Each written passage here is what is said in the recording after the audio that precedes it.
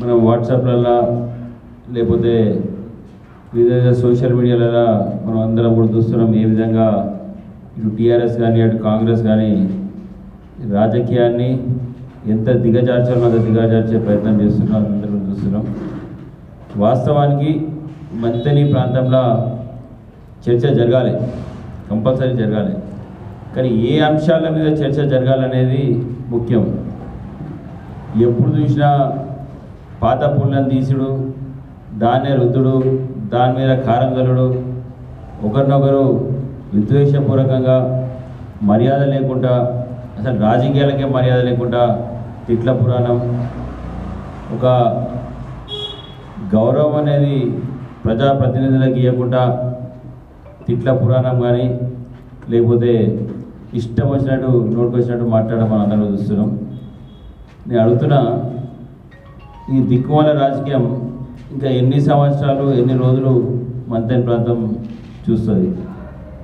వాళ్ళు నిజంగా ఒక దిక్కేమో అర్థం కాని విషయం, కిందటి స్థాయిలోనేమో కార్యకర్తలు బట్టలు చెప్పుకుంటా కొట్లాడుకుంటా అన్ని విధాల ఇటు టీఆర్ఎస్కి వెళ్ళి కాంగ్రెస్కి వెళ్ళి టీఆర్ఎస్ కొట్లాడుతుంటే, మరి మీద స్థాయిలో చూసుకున్నట్టయితే మొన్నటి వరకు టీఆర్ఎస్ ప్రభుత్వం జరుగుతున్న సంక్షేమ కార్యక్రమాలన్నీ కూడా పుట్టమది చేత ఇక్కడ వ్యవహారం నడిస్తే, మరి ఇప్పుడు ఆ వ్యవహారం అంతా కూడా శ్రీధర్రావు చేతులకి టీఆర్ఎస్ ప్రభుత్వం అప్పచెప్పింది. అంటే ఈ మ్యాచ్ ఫిక్సింగ్ నీది లెవెల్లో అటు టీఆర్ఎస్ కానీ ఇటు శ్రీధర్బాబు కానీ ఏ లెవెల్లో మ్యాచ్ ఫిక్సింగ్ చేసినని మేము ఈరోజు అడుగుతున్నాం.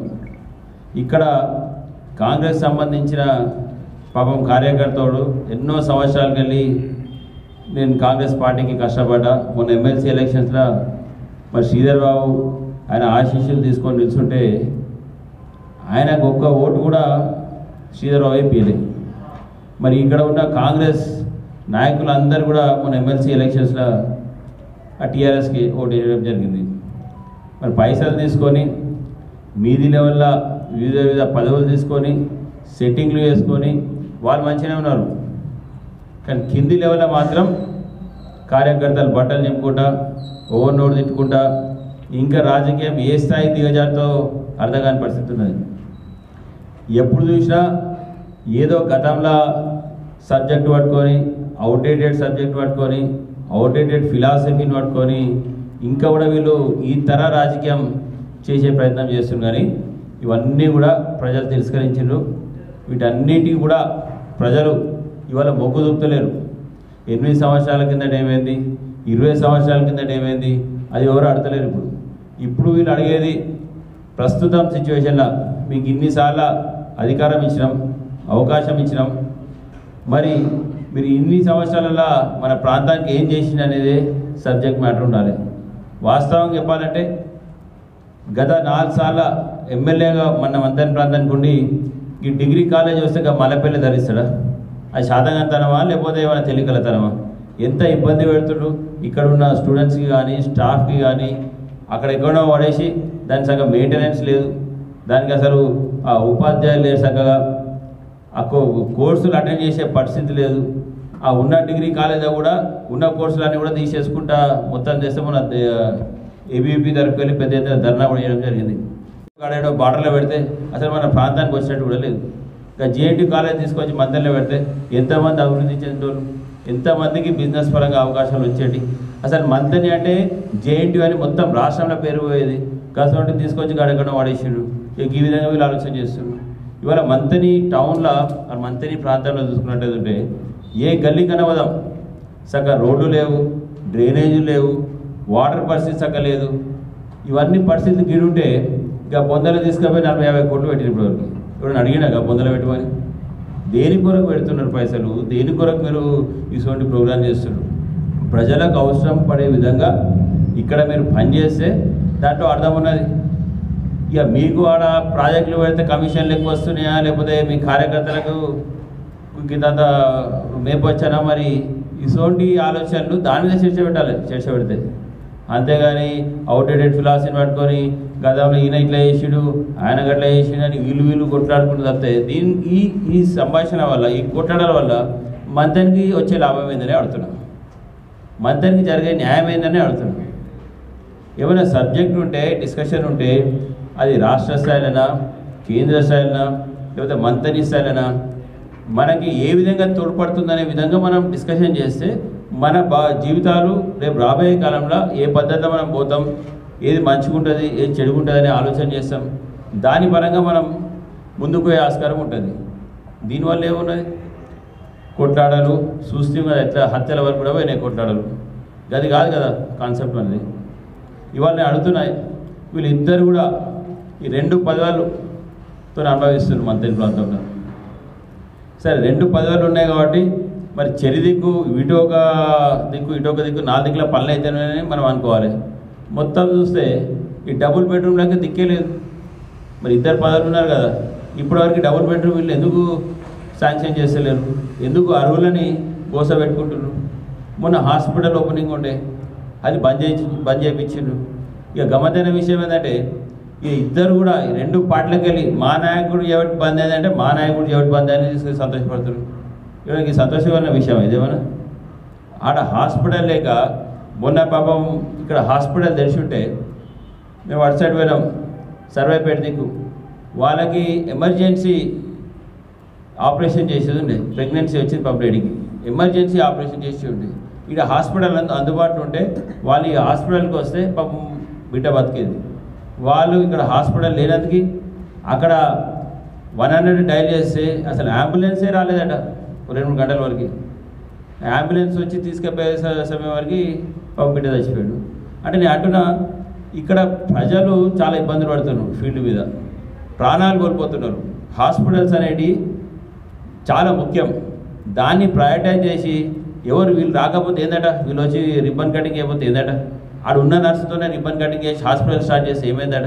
ఆడ మనకు కావాల్సింది ప్రజలకు న్యాయం చేయాలి, వాళ్ళకు ఇవన్నీ సౌకర్యాలు అందుబాటులో ఉండాలి అనే విధంగా ఆలోచించాలి. కానీ ఇక నాడ పెత్తనం ఉండాలి, ఆ రిబ్బన్ కటింగ్లో నా కత్తెరే ముందట ఉండాలని వ్యవహరిస్తే ఈ ప్రాంతానికి ఏం లాభం ఉంది? వాళ్ళిద్దరి కొట్లాడవాలని అడుగుతున్నాను. 1,00,000 కోట్ల రూపాయల ప్రాజెక్టులు మన ప్రాంతంలోనే. ఎంతోమంది భూ నిర్వాసితులు ఇప్పటి వరకు కూడా వాళ్ళకి కరెక్ట్ R&R ప్యాకేజ్ లేక, కంపెన్సేషన్ లేక, లేకపోతే వర్షాకాలంలో వాళ్ళ పంటలన్నీ మునిగిపోతే వాళ్ళకి ఇప్పటివరకు కూడా ఒక ఇన్సూరెన్స్ అనేది కూడా గవర్నమెంట్ ప్రొవైడ్ చేయలేదు. ఇక వీళ్ళు లీడర్లు అంటారు. ఇక్కడ సుందిల్లా ముత్యాల బ్యారేజ్, ఇక్కడ ఈ బొగ్గుగనులు తీసుకున్నప్పుడు అక్కడ ఉన్న సంబంధించిన పట్టణాలకు సంబంధించిన యువకులందరికీ కూడా ఉద్యోగాలు ఇస్తాను హామీ ఇచ్చారు. కానీ తీరా టైంకి పోయేవారికి అసలు కంపెనీలు మొత్తం కాంట్రాక్ట్ ఇచ్చినాయి. ఆ కాంట్రాక్టర్ వాడిని ఇష్టం ఉన్నట్టు వ్యవహారం చేస్తున్నాడు, మొత్తం బయటికి వెళ్ళి తీసుకొచ్చి పెడుతున్నాడు. మరి మన ప్రాంతానికి సంబంధించిన యువకులు ఎడపోవాలి? వీళ్ళని పోయి అడిగితే ఆ పక్క ఎమ్మెల్యేని 5 లక్షలు 6 లక్షలు 7 లక్షలు డిమాండ్ చేసి వాళ్ళ పాపం తీసుకొని పైసలు ఇస్తే పెట్టియడం జరుగుతుంది. ఈ విధంగా ఇక్కడ ఈ విధంగా ప్రజలకు అన్యాయం చేసుకోవడం కూర్చున్నారు. మన ప్రాంతం గురించి ఆలోచించాలి. మరి R&R ప్యాకేజ్ ఎందుకు వస్తలేదు, సింగరేణి ఏ విధంగా నిలదీయాలి అని ఆలోచించాలి. ఈ తాడ్చల్ల మైన్స్లో ఎంత దుర్మార్గం అంటే ఈ జెన్కో సింగరేణికి తాకత్ లేదా, శక్తి లేదా ఆడ బొగ్గు తీసుకోవడానికి? ఎందుకు దాన్ని ప్రైవేటీకరణ చేసి ఏఎంఆర్ కంపెనీకి అప్పయిపోయారు? ఒక టన్నుకి 500-600 రూపాయలు ఇస్తే సింగరేణి సంస్థకి ఎక్కడైనా ఏ సంస్థకైనా ఇచ్చే వ్యవహారంలో 3,000 రూపాయల చొప్పున అప్పయిపోయింది ఏఎంఆర్ కంపెనీకి. అంటే ఇంత ఎక్సెస్ పెట్టి పైసలు అటు కాంట్రాక్టర్ సంపాదించాలి, ఆ కాంట్రాక్టర్ వెనకకెళ్ళి తీసుకొచ్చి మళ్ళీ ఇదే పార్టీకి ఇవ్వాలి. ఇది వీళ్ళు చేస్తున్నారు రాజకీయం. ఆడ సరే మరి మన యువకులకు ఎవరైనా ఉద్యోగాలు ఇప్పిస్తున్నారంటే లేదు. ఇంత దుర్మార్గం ఉన్నది. ఇక్కడ ప్రాంత సమస్యలు ఉన్నాయి, దాని మీద కొట్లాడాలి, దాని మీద చర్చ పెట్టాలి, మంచిగా ఉంటుంది. ఈ చిన్న కాళేశ్వరం ప్రాజెక్ట్ నుంచి ఇప్పుడు కాదు, గత 10-13 సంవత్సరాలుగా ఆ ప్రాజెక్ట్ వస్తే అక్కడ 4-5 మండలాలకి నీళ్ళు వస్తాయి. పాపం ఎండాకాలంలో పక్కపొంటి చూసుకుంటే ఎంత దారుణం అంటే టేబుల్ నిండా తింటున్నా కానీ తిన్నది మాత్రం అవకాశం ఇస్తలేరు, అట్లా ఉన్నది. ఆ ప్రాజెక్టు 1,00,000 కోట్ల ప్రాజెక్టుల చుట్టూ నీళ్ళు ఉన్నాయి, కానీ పక్కపొంటి తాగే నీళ్ళు లేవు. వ్యవసాయం చేసుకుంటే ఎండాకాలం ఒక ఎకరానికి కూడా అందించని పరిస్థితి ఉంటుంది. ఆ కాళేశ్వరం చిన్న కాళేశ్వరం ప్రాజెక్టు వల్ల కనీసం ఆ ప్రాంతానికి 4-5 మండలాలకి మంచిగా రైతులకు మంచి అవకాశం ఉంటుంది. కాబట్టి అది ఇచ్చే ఆలోచన లేదు. ఇక్కడ మన పోతారంలో కూడా ఈ వాటర్ ప్రాజెక్ట్ తీసుకొస్తే కనీసం ఈ పోతారం ఈ చుట్టుపక్కల ఏరియాస్ అన్నిటి కూడా రైతులకు ఆదుకునే పరిస్థితి ఉండే, కానీ వాళ్ళకి ఇచ్చే పరిస్థితి లేదు. ఆరేంద్ర మల్లారెడ్డి పాపం అనేక మంది రైతులకు R&R ప్యాకేజ్ ఇస్తారు, మోసం చేశారు. ఎంత ఘోరం అంటే ఈ కలెక్టర్లు కూడా ఏజెంట్లకు వచ్చి మేము ఉంటాం, మేము చేపిస్తాం, మీకు R&R ప్యాకేజ్ తెప్పిస్తాం, మీరు అందరు భూములు ఇవ్వాలని వాళ్ళందరినీ కూడా నమ్మించి ఇవాళ ఎవరు కూడా పట్టించుకునే పరిస్థితి లేదు. ఇటువంటి మోసాలు అన్యాయాలు ఇక్కడ మన రైతులకి, ప్రజలకి, నిరుద్యోగులకి జరుగుతుంటే దీని మీద చర్చ లేదు. చర్చ పెట్టండి, రాండి, దీని మీద చర్చ పెట్టండి, సంతోషంగా ఉంటుంది. ఇక మన రైతులు ఇక్కడ చచ్చిపోతుంటే మనకి ఇక్కడ R&R ప్యాకేజ్ ఇంకా రైతులకు అందుకుతుంటే ఇక మా హీరో మాత్రం కేసీఆర్ మాత్రం ఇక్కడ తెలంగాణ రైతులు కనబడతలేరు, ఇక్కడ ఆత్మహత్యలు కనబడతలేరు, మన ప్రాంతంలో చనిపోయిన వ్యక్తులు కనబడతలేరు. ఈయనవి ఢిల్లీకి రాజైతా అని ఇక పంజాబ్లో 3 లక్షల రూపాయలు అలా పంజాబ్ రైతులకు ఇస్తే దేనికి ఇస్తున్నావు, ఎందుకు ఇస్తున్నావు వాళ్ళకి అడిగినా నిన్నేమన్నా? ఇక్కడ గొంతరుచుకొని పొట్టలు చింపుకొని మా జీవితాలు నాశనం అవుతున్నాయని మొత్తుకుంటేనేమో ఇక్కడ పైసలు ఇచ్చేది లేదు. ఇక్కడ ఉద్యోగస్తులకి జీతాలు ఇచ్చే పరిస్థితి లేదు. వీళ్ళు ఏ కాంట్రాక్టర్ అని అడగండి, కళ్ళకి రక్తాలు కడుతున్నాయి.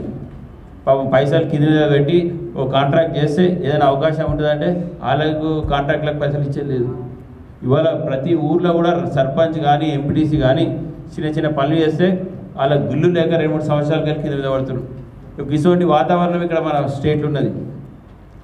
17,000 కోట్ల ఎక్సెస్ బడ్జెట్కి వెళ్ళి తెలంగాణ ఉన్నప్పుడు ఇవాళ 4.5 లక్షల 5 లక్షల లోన్ అంటే మొత్తం బాకీలు తీసుకుంటా గవర్నమెంట్ నడుపుకుంటా ఈ పద్ధతిలో మన ముఖ్యమంత్రి మన రాష్ట్రాన్ని మాత్రం మొత్తం భ్రష్టు పట్టించే ప్రయత్నం చేస్తుంది. ఉదిక్కు కేంద్రం ప్రజలకి పాపం చాలా పేద ప్రజలకి ఈ కరోనా సమయంలో వాళ్ళు ఏం చేసుకోవాలని వాళ్ళకు ఉచిత రేషన్ ఇచ్చింది, ఉదిక్కు ఫ్రీ టీకాలు ఇచ్చింది. ఇప్పుడు కూడా చాలా ఇబ్బంది అవుతుందని పెట్రోల్ కానీ డీజిల్ కానీ రేట్లు అమాంతం తగ్గించి గ్యాస్కి కూడా దాదాపు 200 రూపాయలు తగ్గించి దాంతోపాటు ఈ స్టీలు సిమెంట్ కూడా చాలా ఎక్కువైపోయింది. ఆ ఇంపోర్ట్ డ్యూటీస్ అన్ని కూడా తగ్గించి అందరికీ ప్రజలకి న్యాయం చేయాలి, వాళ్ళకి ఎంతో అంత లాభం చేయాలి. ఖర్చులు పెరిగిపోతున్నాయి, దాన్ని ఎట్లన్నా కట్టడియాలని ఆడ కేంద్ర ప్రభుత్వం ఆలోచించుకుంటే ప్రతిదీ కూడా సామాన్యుల కొరకు ఆలోచించుకుంటే దిగొస్తే రాష్ట్ర ప్రభుత్వం మాత్రం డీజిల్ పెట్రోల్కి ₹1 కూడా తగ్గారు ఇప్పటివరకు.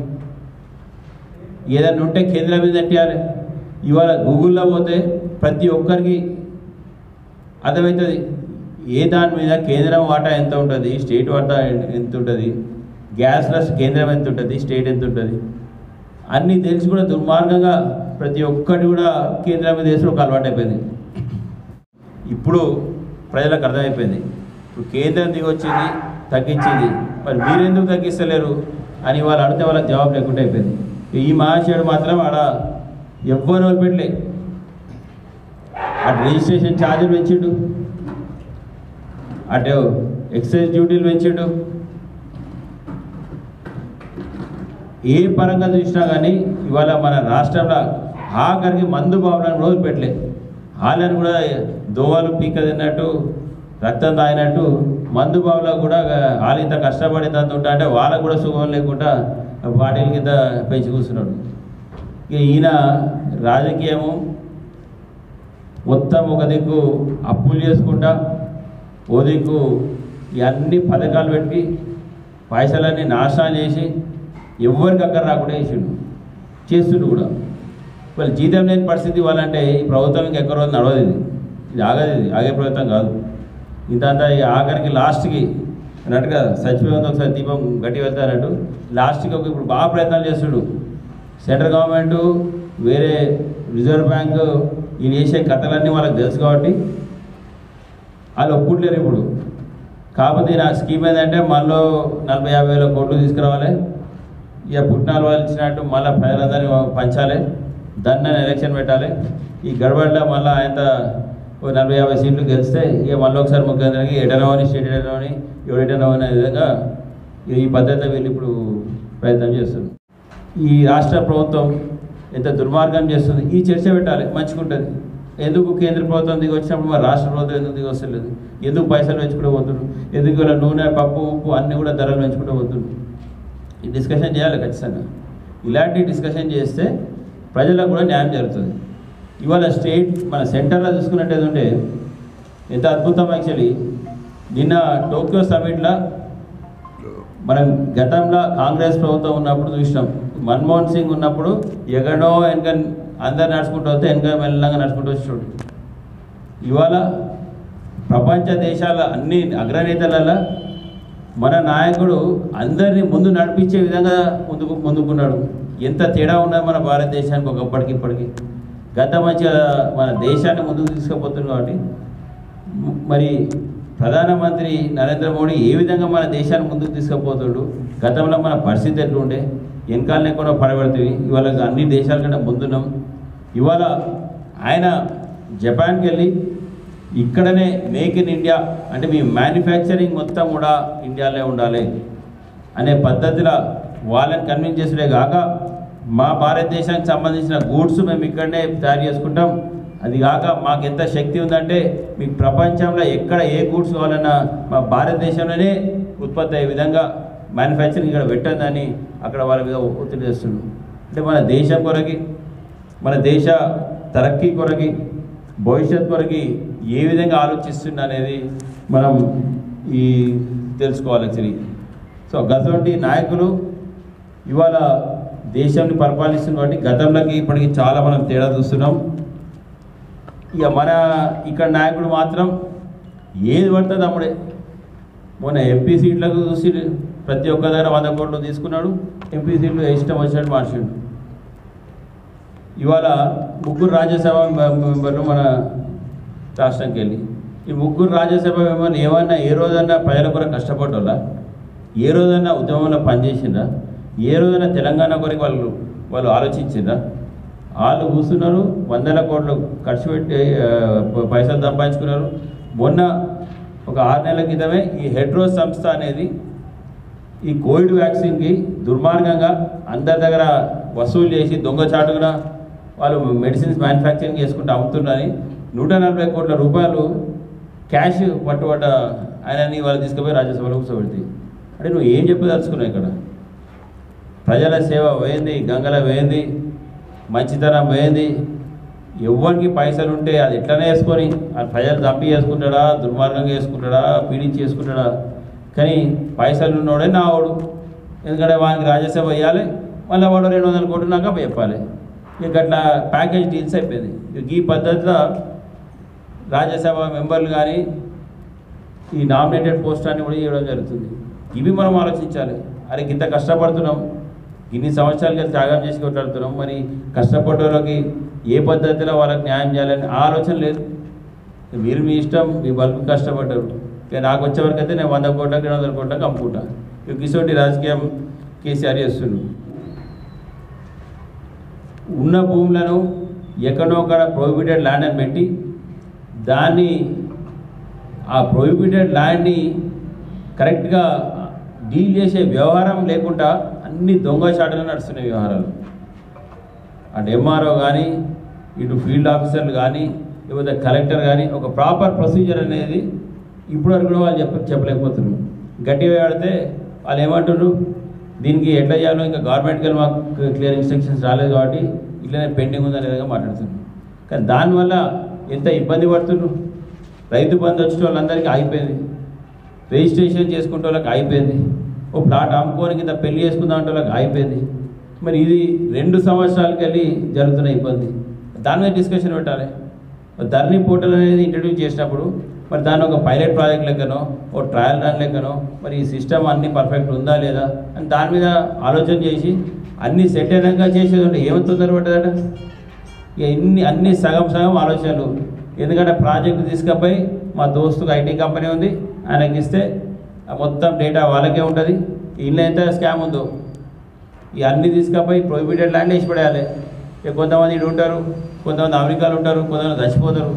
ఇక మెల్లంగా ఏం చేయాలి, ఇంకో నెక్స్ట్ రౌండ్ వరకు ఎవడైతే కొట్టాడతలేడో అవన్నీ తీసుకొని మన పుట్టలు వేసుకోవాలి, కథ అయిపోతుంది. ఒక మంచి స్కీమ్ ప్రకారం ఏదో పోర్టల్ పెట్టిండ్రు. ప్రజలకు ఎప్పుడేమో బ్రహ్మాండమైన సేవ అందిస్తారని చెప్పడం. ఇక రెండో వెనకకే జరిగేది ఏంటంటే ఎక్కడెక్కడ ఎవడో అబ్జెక్షన్ చేస్తున్నాడో మెల్లమెల్లంగా అన్నీ తీసుకుపోయి వాళ్ళ సందులు వేసుకోవాలి. ఈ పద్ధతిలో ధరణి పోటలు నడుస్తుంది. గిసుంటి మనకు రోజు పంచాయతీలు ఉన్నాయి, ఆ పంచాయతీల గురించి డిస్కషన్ పెట్టాలి. అంతేగాని మొన్న ఇంటర్మీడియట్ ఎగ్జామ్ జరిగినాయి, దాదాపు ఒక 2 సంవత్సరాల కిందట ఎగ్జామ్స్ రిజల్ట్స్ వచ్చినాక 5-6 చచ్చిపోయారు, సూసైడ్ చేసుకున్నారు. మీరు అందరూ చూసారు. సూసైడ్స్ ఎందుకు చేసుకున్నా అంటే వాళ్ళ పాపం ఎగ్జామ్ ఫెయిలే కాదు, వాళ్ళకి మార్కులు చక్కర అంటే వాళ్ళు ప్రిపేర్ కానందుకు రానందుకు కాదు, కేవలం ఆ మొత్తం తీసుకుపోయి ఒక ఐటీ కంపెనీకి ఇచ్చారు. ఈ సిస్టాన్ని అంటే మార్కులు కరెక్ట్ చేసినాక అది తీసుకుపోయి ఒక కంపెనీకి ఇస్తే ఆ కంపెనీ ఏంటంటే ఒక్కొక్కరి మీద ఎంత వచ్చింది అనేది అప్డేట్ చేయాలి అంతే. అది పెద్ద తెలివి కూడా అవసరం లేదు దానికి. బేసిక్ మార్క్స్ ఎంత వచ్చినాయో పలానానికి ఎంత వచ్చినాయో తీసుకుపోయి అప్డేట్ చేయాలి. ఆ అప్డేట్ చేసుడు తప్పు చేయవాటికి చాలామంది పాస్ అయిన వాళ్ళకి ఫెయిల్గా పెట్టుడు, 100 మార్కులు వచ్చిన వాళ్ళకి 10 మార్కులను పెట్టుడు, గంత తెలియలేని వాళ్ళని తీసుకుపోయి ఇంటర్మీడియట్ సబ్జెక్టులో వాళ్ళ స్కోర్లనే అప్డేట్ చేపిస్తే వాళ్ళు తెల్లారి చూసేవారికి అరే రిజల్ట్ చూసేవారికి ఫెయిల్ అయింది. అరే ఈ ఫెయిలియర్తోనే నేను నా అబ్బాయికి ఎట్లా మాంసం పెట్టుకుంటా ఇంత గర్వంగా మావాడు ఫీల్ అవుతున్నాని అది భరించలేక సూసైడ్ చేసుకుని 5-6. మరి దానికి ఇప్పటివరకైనా కనీసం ఒక చిన్న ఎంక్వైరీ పెట్టినా, ఒక చిన్న పరామర్శం చేసిన కుటుంబాలకు పోయి మరి కనీసం గవర్నమెంట్ యాక్సెప్ట్ చేసిందా, అని మా పొరపాటు జరిగింది, వీళ్ళకు అన్ని విధాలు మేము వీలు కాకుండా వీళ్ళ కుటుంబ సభ్యులకు మేము ఉంటామని చేసిందా? లేదు. గిసోంటి అవకతవకల మీద చర్చలు పెట్టాలి, రావాలి. కానీ ఇది లేదు. ఇక్కడ భూ సమస్యలు ఉన్నాయి, ఇక్కడ మన ప్రాంతంలో అనేక సమస్యలు ఉన్నాయి. అటు పోడు భూముల సమస్యలు ఉన్నాయి, నీళ్ళ సమస్యలు ఉన్నాయి, మిషన్ భగీరథ తాగే పరిస్థితి లేదు. కానీ ఇవన్నీ పక్కన పెట్టి ఈ 8 ఏళ్ల కిందట ఏమైంది, 7 ఏళ్ల కిందట ఏమైంది, 10 ఏళ్ల కిందట ఏమైందని ఇంకా దాంట్లో పుండ్ల కారం రాసుకుంటా ఇదే శేష మీద శేష పెట్టుకుంటూ కూర్చున్నారు. బహుశా వీళ్ళ ఆలోచన ఏంటంటే ఈ మంతెన్ ప్రాంతంలో ఇదే దిక్కువాళ్ళు రాజకీయం నడవాలి, ఎవరు రావద్దు, ఆలోచన చేయొద్దు, ప్రశ్నించొద్దు, ఎవరైనా ప్రశ్నిస్తే ఆయన సంగతి చూసుకుంటాం. ఈ పద్ధతిలో పోతున్నది. ఇప్పుడు ఎమ్మెల్యే ఉన్నాడు కాబట్టి శ్రీధరబాబుని మనం అడగ తప్పది. నువ్వు గతంలో కూడా అంటే ఆల్మోస్ట్ ఒక షాడో ముఖ్యమంత్రి లేకుంటే ఇక్కడ ఇవాళ అడుగుతున్నా, ఒక్కసారి సిద్దిపేట పోదాం, ఒక్కసారి సిరిసిల్ల పోదాం, గజ్వేల్ పోదాం. ఆడ డెవలప్మెంట్ ఎట్లా జరిగింది, ఎంతమందికి డబుల్ బెడ్రూమ్లు ఇల్లు ఇచ్చిండ్రు, ఎంతమందికి అక్కడ ఇండస్ట్రీస్ పట్టుకొచ్చిండ్రు, అది ఒక్కసారి చూసి మళ్ళీ మనం మంతెన ప్రాంతానికి వద్దాం. ఇవాళ మేము అడుగుతున్నాం శ్రీధరబాబుని, ఏం చేసావు నువ్వు 4 సార్లు ఎమ్మెల్యే గెలిచి? గీదంత చిన్న డెవలప్మెంట్ గాడైంది, గీడైంది, గీ రోడ్ అయింది, గా బ్రిడ్జ్ అయింది, అది ఎవడున్నా అవుతుంది. అలా పెద్ద బుర్ర పెట్టి ఇంటెలిజెంట్గా పెట్టి ఏమైనా ఆలోచించాల్సిన అవసరం ఉందా? లేదు. మరి అక్కడ ఎందుకు వాళ్ళు పవర్లు ఉన్నప్పుడు వాళ్ళ కార్యకర్తలను డెవలప్ చేసుకున్నారు, వాళ్ళ నాయకులను డెవలప్ చేసుకున్నారు, దాంతోపాటు ఆ ప్రాంతాన్ని కూడా డెవలప్ చేసుకున్నారు. ఇది నువ్వు ఎవరికి ఏం న్యాయం చేస్తున్నామో అడుగుతున్నాం. ఈ ప్రాంతానికి నువ్వు చేసిన న్యాయం ఏదని అడుగుతున్నాం. ఉన్న 2 కాలేజీలు అదొకటి అడుమూలకు పడేసి అడుమూలకు పడేసి, అంటే ఇక్కడ ఎవ్వరు ఈ ఏవి కూడా అందుబాటులో ఉండద్దు, ఏది కూడా ప్రజలకి ఉపయోగపడద్దు అనే విధంగా ఆలోచన చేస్తుంది. కనీసం ఒక కార్యకర్త పోటీ చేస్తా, ఎమ్మెల్సీల ఎలక్షన్లో పోటీ చేస్తా, గింత గెలుచుడు ఎట్లా లేదు, కానీ గింత 10, 20, 30 ఓట్లు వస్తాయి, కనీసం కొద్దిగా గౌరవం వాల్యూ ఉంటుంది అనుకుంటే ఎవరిని ఎదగని ఇచ్చేది అయితే లేదే. కింద 2 నాయకులకు కూడా సెకండ్ ఇన్ కమాండ్ ఉండొద్దు, ఇంకోటి ఎమ్మెల్యే కావద్దు, ఇంకోటి ఆ స్థాయికి పోవద్దు. ఇక కథ మేము మా తర్వాత ఇక ఎవరు ఉండొద్దు, ఇక పద్ధతిలో వీళ్ళు పోతున్నారు. డెవలప్మెంట్ వర్క్స్ తీసుకుంటే ఒక 5 ఏళ్ళు సరిపోతే మాకు వీళ్ళు చేసిన డెవలప్మెంటు మంతని రూపురేఖలు మార్చాలంటే ఒక 5 ఏళ్ళు సరిపోతుంది, 20 ఏళ్ళు అవసరం లేదు, గిన్ని టర్మ్లో అవసరం లేదు. మనము వాస్తవంగా అంటే చాలా వెనుకబడి ఉన్నాం. ఒక 5 ఏళ్ళలో వీళ్ళు చేసిన డెవలప్మెంట్ అంతా కూడా మనం దేశం చూపుకుంటారు. ప్రజలు కూడా ఈసారి ఆలోచిస్తున్నారు, ప్రజలు కూడా ఈసారి వీళ్ళిద్దరు కూడా మనం అనేక అవకాశాలు ఇచ్చినాం. ఖచ్చితంగా రేపు ఒక కొత్త అవకాశం కొత్త వ్యక్తులకి కొత్త ఆలోచన చేసే పరంగా ఉండాలని, మంతని ప్రాంతం కూడా దశగా పోవాలని చాలామంది ఆలోచన చేస్తున్నారు. ఖచ్చితంగా ఇప్పుడైనా మీరు బుద్ధి తెచ్చుకోండి, ఇప్పుడైనా మీరు ప్రాంతం గురించి ప్రజల గురించి ఆలోచించండి. ఎవరు టీఆర్ఎస్ వాడు వానికి చేసేది లేదు, వీడు కాంగ్రెస్ వాడు వీడికి చేసేది లేదు కాదు. అందరూ కూడా ప్రజలు, మంతనికి సంబంధించిన ప్రజలు, ఎవరికి ఎక్కడ అవసరం ఉందో వాళ్ళకి మీరు సేవలు చేస్తేనే మళ్ళీ మీకు తిరుగు వాళ్ళు ఏమైనా చేస్తారు. రాజకీయాలు ద్వేషపూరిత కక్షపూరిత రాజకీయాలు ఇప్పటికైనా బంద్ చేయండి. బెదిరించే రాజకీయాలు బంద్ చేయండి. స్వేచ్ఛ లేకుండా గ్రిప్ పెట్టుకుంటే ఏదో అయితే అనుకుంటే వాళ్ళు ఎవరు భయపడ్డారు కూడా మంతని ప్రాంతంలో లేరు. కాబట్టి మంతని ప్రాంతాన్ని ఒక మంచి దశగా, పాజిటివ్ దశగా తీసుకుపోవాలని కోరుకుంటూ